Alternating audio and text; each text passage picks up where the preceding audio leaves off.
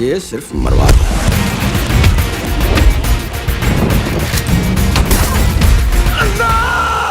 Hai everyone, welcome to Om Brewok Story. Semoga kalian sehat selalu dan diberikan rezeki yang berkah ya. Kali ini Om akan membahas alur cerita film action romantis yang bikin baper. Film yang berjudul Lavangai Rarinde keluaran tahun 2010 ini mengisahkan seorang petarung jalanan yang paling ditakuti di dunia bawah. Tiba-tiba hidupnya langsung berubah ketika bertemu dengan seorang penari sepatu roda cantik tapi buta jelita. Yang cantik jelita. Demi cintanya itu, tuh cowok yang kehidupannya ambiar nggak keurus mulai menjadi cowok yang penuh dengan kasih sayang. Nah, mau tau kebaperan film ini nggak? Nggak usah pakai lama deh, bemper Om Brewok Story.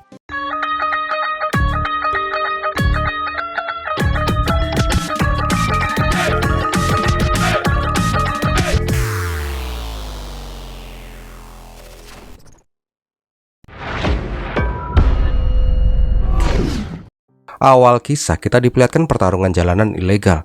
Orang yang sedang bertarung itu adalah Nandu, jagoan yang belum pernah terkalahkan. Bahkan saking jagonya ini orang, dia selalu menggunakan penutup mata ketika gelut. Julukannya adalah one shot Nandu, karena setiap kali dia mukul, lawannya langsung KO.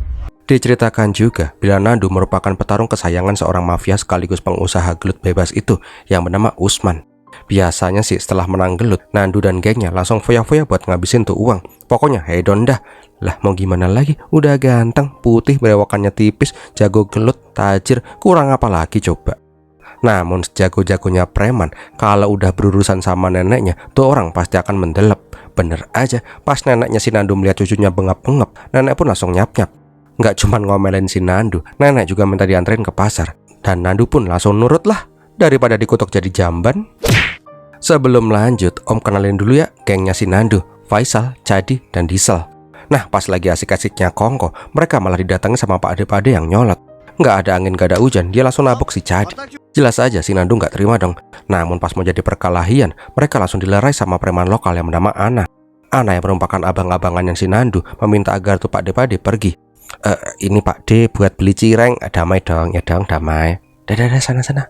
Setelah tuh Pak Ade-Pade pergi, Ana pun bilang, berani boleh, tapi jangan goblok, tuh orang backingannya kuat. Kalau kalian ribut sama dia, nanti kita yang bisa berabe.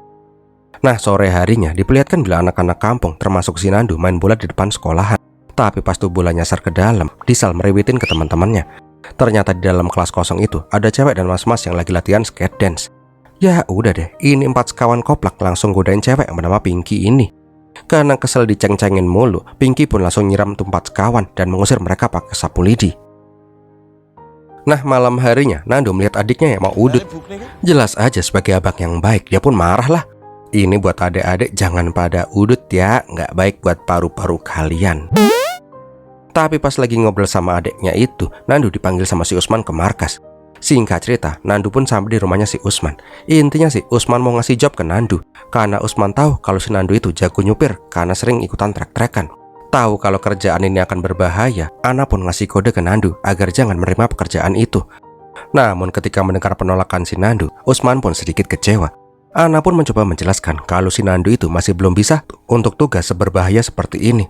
Melihat abangnya dimarahin sama si Usman, Nandu pun langsung bilang kalau dia itu bersedia menerima jobnya. Ternyata si Usman itu ingin menyingkirkan rival bisnisnya. Usman juga memberikan pistol ke Nandu untuk tugas itu. Nah, karena merasa si Nandu bisa celaka kalau pergi sendirian, Ana pun berniat menemani si Nandu. Nggak cuman itu sih, Ana juga lah yang akan membunuh rivalnya si Usman, sedangkan si Nandu disuruh jaga mobil. Cabang bayi, ondel-ondel idianya keluar. Om, kasih Eke duit dong, sedot-sedot, kena gigi uang kembali. Karena takut disedot-sedot, Nandu pun langsung ngasih uang, biar tuh ogoh-ogoh India segera pergi. Nah, setelah tuh kutil tapir pergi, Ana pun langsung masuk ke dalam mobil dengan terburu-buru dan meminta si Nandu untuk tancap gas. Sialnya, anak buah rivalnya si Usman langsung mengejar mereka sambil memberondong peluru. Sialnya lagi, karena panik, mobil mereka malah melabrak seseorang. Tapi karena ketakutan, Nandu pun tetap tancap gas dan meninggalkan tuh orang. Singkat cerita, di jalan tengah hutan, Ana pun meminta si Nandu untuk jaga diri, jangan percaya dengan Usman lagi. Dan tiba-tiba, Ana pun melempar si Nandu keluar dari mobil. Singkat cerita, setelah sampai di markas, Nandu menceritakan semuanya tentang dia yang menabrak orang dan Ana yang tiba-tiba pergi meninggalkan dirinya kepada si Usman. Namun seketika Nandu langsung lemes dengkulnya ketika si Usman dikabari kalau Ana telah ditemukan mati karena tertembak.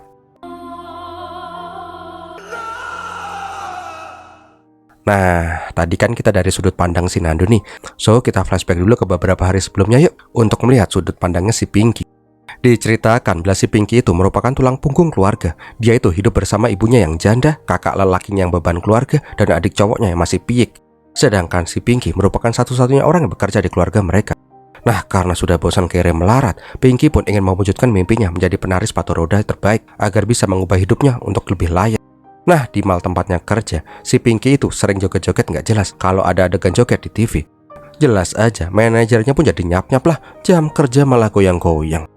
Diceritakan juga bila si Pinky itu bekerja di arena skating. Rencananya sih, si Pinky berniat mengikuti audisi India Got Talent bersama si Pandu. Mungkin dari jalur ini, dirinya bisa mentas dari kemiskinan. Singkat cerita, Pandu dan Pinky pun latihan skate dance di aula sekolah. Tapi pas lagi latihan itu, 4 sekawan pun datang, dan kita pun udah tahu kelanjutannya. Setelah 4 cowok koplak ini pergi, kelihatan benar kalau si Pinky itu marah. Dia itu bukan marah karena dihina oleh 4 sekawan, melainkan dia marah karena keadaan. Ojo temek-temek, bukan muhrim. Nah, karena nggak mau mimpinya diceng-cengin sama 4 sekawan, Pinky pun langsung menelpon si Tina untuk minta bantuan. Nah, keesokan harinya, Tina membawa si Pandu dan si Pinky ke sebuah kandang ayam dan Doro. Ternyata si Tina menyarikan tempat untuk si Pinky berlatih tanpa gangguan. Ya, walaupun kadang-kadang nginjek telek ayam, tapi masih lebih mending sih daripada digodain terus pas latihan. Singkat cerita, Pandu dan si Pinky pun berlatih keras di kandang itu. Sampai suatu hari, Pinky pun pulang larut malam sambil hujan-hujanan. Sialnya nggak sengaja dia ditabrak oleh mobil, dan yang nabrak itu adalah si Nandu. Jadi udah pada tahu kan siapa yang ditabrak sama si Nandu itu. Keesokan paginya, polisi telah menemukan mobilnya si Ana yang nabrak pohon. Sedangkan jasad Ana sudah dibawa ke rumah sakit. Inspektur Setna langsung turun tangan untuk menangani kasus ini. Nah, dari informasi Kandam, Setna pun mengetahui kalau tuh mobil sempat nabrak cewek sebelum nabrak pohon. Namun Setna yang polisi pro ini menyadari kalau si Ana itu nggak sendirian, ada orang lain yang ikut bersama mobil itu. Setna juga tahu kalau Ana mengambil alih setir dari jejak darahnya. Di tempat lain, diperlihatkan bila si Pinky masih aja koma di rumah sakit. 15 hari kemudian, Chadi yang baru pulang dari rumah sakit bilang ke gengnya kalau Pinky udah siuman, tapi dia harus kehilangan penglihatan selamanya. Chadi juga mengembalikan sisa uang yang dikasih Nandu buat biaya pengobatannya si Pinky. Nah, di sini Chadi dan yang lain pun malah menyalahkan si Ana, karena Ana lah hidup Pinky menjadi hancur. Pinky ini udah nggak bisa bekerja lagi, impian yang jadi penari skate juga udah sirna, semua karena salah si Ana. Mendengar itu, Nandu malah jadi salting. Satu sisi dia nggak bisa ngaku kalau dia lah yang menabrak si Pinky. Satu sisi dia nggak terima orang yang telah dianggap sebagai kakaknya sendiri dihina-hina seperti itu.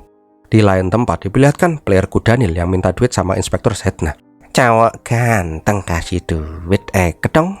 Di sini Setna pun nanya, semalam ini terong ubur-ubur mangkal di sini atau enggak? Iya dong bos, Eka selalu standby di sini. Kalau bos butuh bisa calling-calling Eka. Ya udah deh. Setna pun nanya, apakah semalam dia melihat ada mobil mencurigakan yang main tembak-tembakan. Sialnya, dari informasi Mbak Itilia Vaginalia Lorenza ini, Setna mendapatkan petunjuk sopir mobil kematian semalam. Malam harinya diperlihatkan bila si Nandu kembali naik ke atas ring. Tapi kali ini beda, Nandu kelihatannya nggak fokus. Ternyata si Nandu itu kepikiran omongannya si Chadi tadi siang. Di saat udah mau kalah, Nandu pun keinget kata-kata si Chadi, siapa yang akan membiayai hidupnya si Pinky mulai saat ini. Ya udah deh, dia pun langsung strong kembali. Semua itu demi bisa membantu kehidupan si Pinky yang sekarang buta gara-gara dirinya. Setelah mendapatkan bayaran gelut, Nandu pun langsung memberikan sebagian uangnya ke Chadi untuk membantu kebutuhannya si Pinky. Teman-temannya jelas saja heran kenapa si Nandu jadi baik bener sama si Pinky. Biasanya nggak gini-gini amat. Nah, keesokan paginya diperlihatkan bila si Pinky tidak mau berdiam di rumah saja. Dia pun berniat berlatih skating lagi walaupun sekarang dia buta. Singkat cerita, Pinky dan Pandu pun kembali berlatih. Tapi apalah daya, Pinky yang sekarang tidak bisa melihat selalu salah dalam melakukan tarian. Sialnya, di saat butuh support itu, si bangke Nandu malah bilang dia udah nggak bisa menari lagi dengan si Pinky. Dia sudah menemukan pasangan lain untuk mengikuti audisi India Got Talent. Jelas saja, Pinky pun langsung hancur hatinya berkeping-keping. Semua impiannya sirna gara-gara kecelakaan ini. Bahkan orang yang paling dia percaya malah pergi meninggalkan dirinya. Tanpa sadar, ternyata pembicaraan itu didengar oleh si Nandu yang khawatir dengan si Pinky. Di hujan yang sangat deras, Pinky pun mencoba pulang ke rumah sendirian dengan susah payah.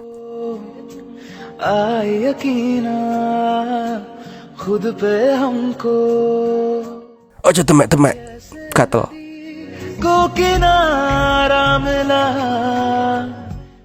Merasa bersalah, Nandu pun mengikuti si Pinky sampai di rumahnya. Di sana terlihat rasa penyesalan yang amat sangat di wajahnya si Nandu karena membuat hidup si Pinky menjadi ambyar. Nah, setelah kejadian itu, Nandu pun meminta sesuatu ke Chadi yang merupakan teman paling akrab dengan si Pinky. Pokoknya, keesokan harinya, Chadi, Tina, dan Pinky nongkrong di pinggir pantai. Chadi pun bilang kalau dia disuruh Nandu untuk mengajak si Pinky ke suatu tempat. Di sana, si Nandu akan mengajari si Pinky untuk hidup normal tanpa penglihatan. Awalnya sih si Pinky ogah, lagian dia juga nggak akrab-akrab amat sama si Nandu. Tapi karena terus didesak, ya udah deh, Pinky pun nurut. Singkat cerita, Pinky dibawa Nandu ke sebuah gudang sepi gitu. Nah, di depan gudang itu, Nandu raup-raup mukanya dulu. Tapi pas si Pinky ikutan raup, dia pun langsung diblebek-blebekin sampai ngap-ngapan. Om kirain ini cewek mau dibunuh, tapi enggak ternyata. Si Nandu pun bilang, apa yang kau rasakan ketika tadi aneh blebek-blebekin di air kolam? Semua indera dan tenagamu keluar tanpa sadar untuk bertahan hidup. Itulah kenapa aku membawamu ke sini. Walaupun kamu sudah tidak memiliki penglihatan, kamu harus bisa hidup normal dan mengasah inderamu yang lain. Mendengar itu, Pinky pun sadar kalau si Nandu itu nggak punya niat jahat sama dia. Nah, di dalam gudang ternyata sudah menunggu si Chadi, Faris, dan Diesel. Mereka juga ingin membantu si Pinky. Sebagai permulaan, Nandu meminta si Pinky melatih indera pendengarannya. Dia pun melempar bola ke lonceng yang berbunyi. So, nggak usah pakai lama deh, lihat sendiri aja deh.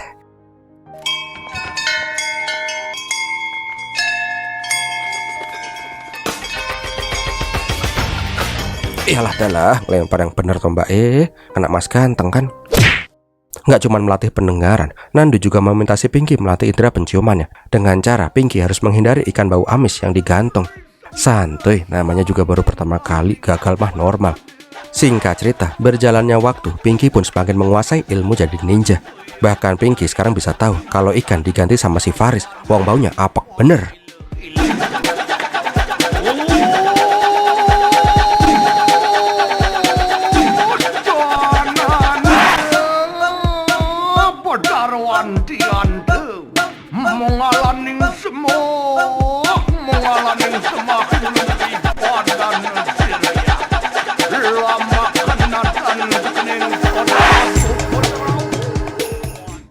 Beberapa minggu kemudian diperlihatkan si Setna dipanggil oleh atasannya. Pak Botak ini meminta si Setna untuk tidak melanjutkan penyelidikan penyerangan yang dilakukan oleh si Ana dan tabrak lari yang menimpa si Pinky. Jelas saja Setna heran dong, karena ini adalah ceto melok-melok adalah perbuatan kriminal. Namun Pak Botak nggak mau tahu. Tuh kasus harus segera ditutup, titik. Oh alah kadal, Pak Botak ternyata udah disuap sama si Usman toh ya. Nah, pas mau pulang ke kantor polisinya, Setna tidak berniat melepaskan kasus itu. Dia pun bertanya kepada si Kandam, apakah si Kandam ini ingin membantunya memecahkan kasus ini walaupun taruhannya adalah jabatannya. Karena mereka berdua adalah polisi jujur, mereka pun berniat memecahkan kasus tabrak larinya si Pinky. So, ya udah deh, mereka pun langsung menyelidiki kasus itu. Di tempat lain, diperlihatkan bila si Pinky yang sudah bisa menguasai ultra insting ditanyain sama si Nandu, apakah si Pinky masih ingin mengejar mimpinya jadi penari skate. Pinky pun bilang kalau itu adalah impiannya dari kecil. So, nggak usah pakai lama deh. Jeng jeng jeng, surprise, si Pandu pun dibawa ke sana. Mendengar suara si Pandu, Pinky pun malah jadi kesel dan malah mengusir si Pandu. Dia nggak butuh partner joget yang nggak setia kawan. Jelas aja, Nandu dan yang lain pun jadi heran lah. Kalau Pinky nggak mau joget sama si Pandu, terus siapa yang akan menjadi partner jogetnya? Di sini Pinky pun bilang kalau dia itu ingin si Nandu yang menjadi tandem joget skatingnya. Lah edan, pakai sepatu roda aja nggak bisa disuruh joget skating. Intinya sih, si Pinky ini ingin si Nandu bertanggung jawab. Gara-gara si Nandu, Pinky berani bermimpi lagi. Ya udah deh, kepalang basah, Pinky maunya si Nandu yang jadi partnernya. Mendengar itu, Nandu pun langsung cabut dari sana tanpa sepatah kata pun. Setelah hari itu, si Nandu gak pernah datang lagi ke gudang selama beberapa hari. Bahkan pas melihat si Pinky di jalan, dia pun sok-sokan jaim. Mengetahui ada si Nandu, Pinky pun bilang, kenapa selama beberapa hari ini kamu nyewekin aku? Ya udahlah, kalau kamu gak menjadi partner jogetku, gak apa-apa kali. Jangan kayak bocah dong, tiba-tiba hilang. Ndak kok, aku gak ngilang, cuman nganu itu anu. Nah, gak lama kemudian diperlihatkan si Nandu yang lagi galau rebahan di atas gerbong kereta api. Namun tiba-tiba adiknya bilang, paket, punten, paket. Ternyata paketnya itu adalah si Pinky. Jangan penekan mbak, nanti kecengkang. Nah, di sini Pinky pun membawakan rantang makanan untuk si Nandu. Nggak tahu juga sih rasanya enak apa enggak. Wong aku yang masak sambil nutup mata. Pinky juga bilang kalau dia nggak jadi ngajak si Nandu buat jadi panternya. Kalau emang si Nandu itu emang ogah. Singkat cerita, mereka pun ngobrol panjang lebar. Intinya sih ngobrol masa kecil mereka, di mana si Nandu selalu usil sama si Pinky. Pokoknya ngomongin kenangan-kenangan mereka pas masih pada bocah dulu. Nah, di sini Nandu pun nanya kenapa si Pinky meminta dia untuk jadi partnernya. Pinky pun menjawab dengan simpel, karena si Nandu satu-satunya orang yang tidak merasa kasihan dengan kebutaannya. Dan cuman si Nandu yang menganggap si Pinky sebagai teman seutuhnya. Mendengar itu, Nandu pun cuma bisa nyesek. Dan di sini Nandu pun bilang, sepatuku nomor 44. Persis kayak Om Brewok. Jadi siapin sepatu roda nomor 44 ya. Cie, luluh juga nih orang ya. Keesokan harinya si Nandu pun mati-matian pakai sepatu roda. Pokoknya gelendang gelinding dah. Tapi karena niatnya udah bulet let, Nandu pun latihan mati-matian sama si Pinky. Bahkan pas pulang ke rumah aja, dia juga pakai sepatu roda. Di tempat lain diperlihatkan bila investigasi soal tabrak larinya si Pinky semakin menunjukkan kemajuan. Nah, beberapa hari kemudian diperlihatkan bila si Nandu melihat si Pinky yang cantik benar menari di atas sepatu roda. Melihat si Pinky, Nandu pun hanya bisa ngompleh. Nah, pas latihan, Nandu pun disuruh demek-demek si Pinky. Alah, kaku bener sih, lemes dikit ngapa? Ini apaan sih? Ngapain sih kamu latihan sepatu roda pakai bawa-bawa tongkat segala? Taruh dulu kek tongkat yang nusuk-nusuk bokongku ini. Iya tongkat, itu tongkat bola. Singkat cerita, Nandu yang merupakan petarung jalanan paling ditakuti sedikit demi sedikit berubah. Dia pun jadi lebih merasa damai ketika bersama dengan si Pinky. Namun suatu hari, Nandu ditelepon oleh si Usman untuk adu jotos. Nah, melihat si Nandu yang sekarang jadi sering gak konsen dan sering jadi babak belur, anak buahnya si Usman bilang kalau akhir-akhir ini si Nandu sering latihan joget sepatu roda sama cewek buta, makanya dia gak fokus. Tapi tetap aja sih, walaupun dia gak fokus, Nandu masih terlalu kuat untuk lawan-lawannya. Keesokan harinya, Chadi pun memberikan kabar gembira kalau si Pinky dan si Nandu lolos administrasi untuk audisi India Got Talent. Karena hal itulah mereka pun berniat mencari kostum buat audisi. Lala bos, udah kayak mau mangkal di perempatan aja. Singkat cerita, audisi pun digelar. Semua peserta pun menunjukkan semua keahlian mereka masing-masing. Pandu dan pasangan barunya mendapatkan nomor urut yang lebih dulu daripada si Pinky. Namun Pinky mah nggak gentar. Singkat ceritanya lagi, Pinky dan Nandu pun ikut audisi tahap awal itu dengan lancar jaya. Pokoknya top markotop. Nah, di markas mereka pun harap-harap cemas apakah mereka akan lolos di babak selanjutnya. Namun berita baiknya, mereka pun lolos ke babak selanjutnya, coy. Beberapa hari kemudian diperlihatkan perayaan Diwali. Nah, di saat itu Usman juga datang ke kampungnya si Nandu. Namun pas melihat si Pinky, Usman nanya, "Ini cewek yang itu kan?" Mendengar pertanyaan itu, Nandu pun hanya bisa terdiam. Setelah Usman pergi, Pinky pun bertanya, "Mau sampai kapan kamu melakukan pekerjaan seperti ini? Apakah kamu tidak ingin bekerja seperti orang-orang normal yang lainnya?" Pinky juga bilang kalau Nandu kerjaannya buat bonyok orang mulu. Cewek mana yang mau nikah sama si Nandu? Mendengar itu, Nandu pun hanya bisa terdiam. Tapi tanpa Pinky sadari, pandangannya tidak pernah lepas dari wajah Pinky yang cantik, pulen, manis. Keesokan harinya, Nandu pun membawa kabar gembira. Dia diangkat menjadi anggota tetap gengnya Usman. Dan tentu aja dengan gaji bulanan yang cukup banyak. Itu juga masih di luar uang hadiah gelut tarung bebasnya. Teman-temannya sih seneng, tapi mereka berpesan agar si Nandu jangan jadi seperti si Ana. Mendengar itu, Nandu pun hanya bisa terdiam. Nah, malam harinya pas latihan, Pinky pun akhirnya tahu kalau si Nandu sekarang sudah bekerja jadi anggotanya si Usman. Di sana terlihat raut wajah si Pinky yang kecewa dengan hal itu. Nah, pas di wardrobe India Got Talent, Pinky pun nanya, kenapa si Nandu masih aja kerja sama si Usman? Kalau mereka menang India Got Talent ini, itu sudah lebih dari cukup buat mereka mentas dari kemiskinan. Nah, di sini Nandu nggak bisa menjawab pertanyaan si Pinky. Di saat yang bersamaan, diperlihatkan Blasi Kandem lagi ngobrol bareng sama Pak De nyolot di awal film. Sialnya, dari informasi tuh om-om nyolot, Kandam pun akhirnya tahu semua tentang si Nandu. Hal itu pun langsung dilaporkan ke Inspektur Setna. Keesokan harinya diperlihatkan si Nandu yang lagi keluyup sabun. Tapi tiba-tiba adiknya si Pinky datang dengan marah-marah. Nandu, nanti jemput aku jam 12, ajak aku nonton bioskop. Lah Edan, tahu-tahu ada bocil yang minta diajak nonton bioskop. Ternyata kata-kata itu diucapkan oleh si Pinky. Adiknya cuma disuruh nyampein. Ada cie, ada yang ngajak ngedet, blak. Singkat cerita, Nandu dan Pinky pun ngedet nonton film. Bentar, kalau nonton film terus gimana? Walah, ternyata di dalam bioskop, si Nandu menceritakan film yang sedang mereka tonton. Ya, kayak Om Brewok gitulah, ngomong ngedabus nyeritain film. Habis nonton, mereka pun nongkrong di pinggir pantai. Nggak ada angin, nggak ada hujan. Tiba-tiba si Pinky bilang, "Aku mencintaimu, Nandu." Mendengar kata-kata itu, si Nandu pun hanya bisa terdiam. Nandu pun berkata, "Aku tidak bisa menerima cintamu itu, semua demi kebaikanmu." Ya udah deh, nggak apa-apa, yang penting kita masih bisa sahabatan kan. Singkat ceritanya lagi, Nandu dan si Pinky selalu sukses di India Got Talent. Nggak kerasa mereka pun sampai di partai Grand Final. Bahkan mereka sekarang udah mulai terkenal, coy. Nggak cuma mereka yang bangga, warga desa pun merasa bangga karena Pinky dan si Nandu bisa membuat desa miskin mereka menjadi terkenal. Keesokan harinya diperlihatkan bila si Nandu lagi kongko bareng teman-temannya. Nah pas mereka cabut, Kandam langsung mengambil gelasnya si Nandu untuk dicocokkan dengan sidik jari di TKP. Singkat cerita yang om lupa keberapa, Kandam akhirnya bisa memastikan bila supir yang menabrak si Pinky itu fix no debat adalah si Nandu. Malam harinya diperlihatkan bila si Nandu mau naik ke atas ring lagi. Tapi di sini Nandu pengen ngomong sesuatu ke Usman. Dia itu ingin mengundurkan diri jadi anggota gengnya si Usman. Dan dia juga ingin mundur dari jagoan gelut bebas. Usman jelas saja marah lah. Di sini Usman malah menyalahkan si Pinky karena Nandu jadi lembek kayak sekarang. Setelah memohon sampai berdarah-darah, akhirnya Usman pun bersedia melepaskan si Nandu. Tapi dengan syarat, Nandu harus kalah di pertandingan kali ini. Dan Nandu juga harus pergi dari kota selamanya.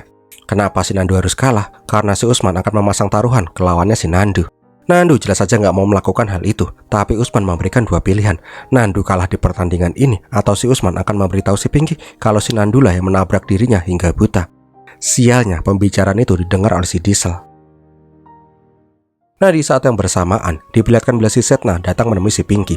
Intinya si Setna menceritakan siapa yang menabrak dirinya, yaitu bukan lain adalah si Nandu. Setna berharap si Pinky melaporkan kasus ini secara resmi dan menuntut si Nandu agar polisi bisa mengusut kasus Nandu dan Usman. Kenapa itu penting? Karena secara Setna melakukan investigasi ini secara sembunyi-sembunyi. Jadi walaupun buktinya sudah kuat, tuh kasus sudah keburu ditutup. Kalau si Pinky menuntut si Nandu, maka kasus itu akan dibuka kembali. Mendengar itu, Pinky jelas saja shock banget lah. Setelah itu dan selama ini orang yang dia percaya ternyata adalah yang menabrak dirinya.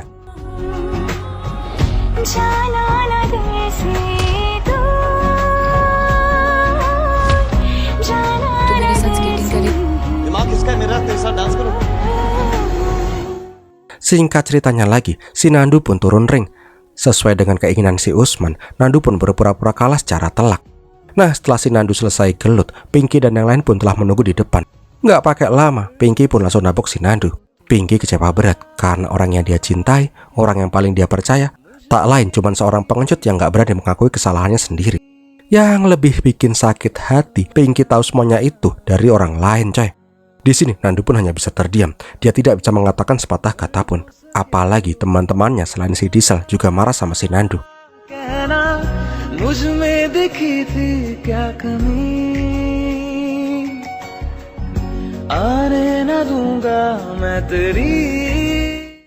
Di pinggir pantai, Tina pun nanya gimana kelanjutan final India Got Talent-nya, Bu.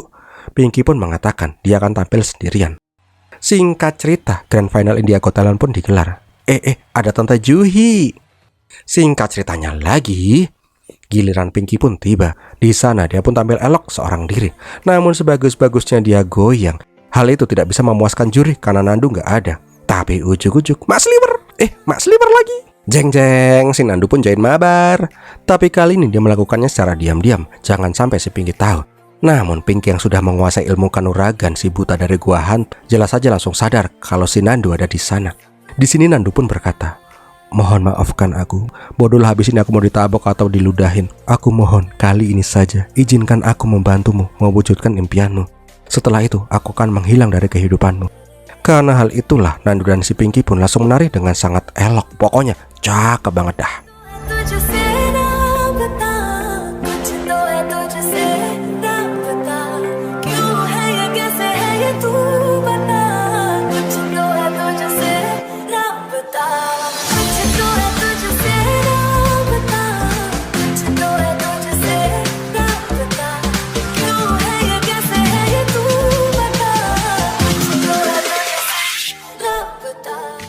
Tapi sebelum pengumuman pemenang India Got Talent, Nandu telah hilang entah kemana. Nah di wardrobe, Diesel pun akhirnya menceritakan yang sebenarnya tentang si Nandu yang selama ini menanggung kehidupannya si Pinky, tentang si Nandu yang sengaja mengalah dalam pertarungan demi Pinky. Intinya sih, setelah bertemu si Pinky, hidup si Nandu itu berubah drastis. Itu semua Nandu lakukan karena dia mencintai si Pinky. Mendengar itu, Pinky pun sadar betapa besarnya cintanya si Nandu kepada dirinya. Keesokan malamnya diperlihatkan si Nandu yang udah meninggalkan kota dan bekerja sebagai satpam sebuah klub malam. Tapi mak bedunduk, Nandu pun kaget ketika melihat si Pinky tiba-tiba datang dan minjem duit buat bayar bajai. Nah di sini Pinky pun mengutarakan semua unek-uneknya. Dia sadar bila si Nandu tidak sengaja menabrak dirinya sehingga hidupnya menjadi hancur. Tapi Nandu jugalah yang membuat hidup si Pinky menjadi lebih berwarna walaupun dia tidak bisa melihat. Yang pasti bila Pinky tidak memaafkan Nandu kali ini, maka hidupnya dan hidupnya si Nandu akan hancur. Maka dari itu Pinky pun memaafkan si Nandu, dan dia pun ingin si Nandu selalu ada di sampingnya untuk melindungi dirinya. Mendengar itu, Nandu pun ikutan meneteskan air mata. Mewek nih. Habis itu berpelukan deh. Terus tukeran iler. Nyam nyam nyam. Dan yang lebih menggembirakannya lagi, ternyata mereka itu menang India Got Talent. Tambah happy dah mereka. Tak lama kemudian Pinky pun menemui Setna dan Kandam. Dia pun menceritakan apa yang terjadi dan tidak ingin berniat menuntut si Nandu. Mendengar kisah mengharukan Pinky dan si Nandu itu, Setna pun maklum. Dia tidak akan mengejar si Nandu lagi, tapi dia tetap akan mengejar si Usman. Habis itu, Nandu dan si Pinky pun hidup dengan bahagia sampai film ini pun selesai. Wow, gimana film ini sob? Semoga menghibur ya. Kalau kalian suka silahkan like, komen, dan share. Jangan lupa subscribe yang belum. Terima kasih yang udah ngasih super thanks ya. Terima kasih juga yang udah nonton sampai di detik ini. Om Breoks pamit dulu dan biar milatihin.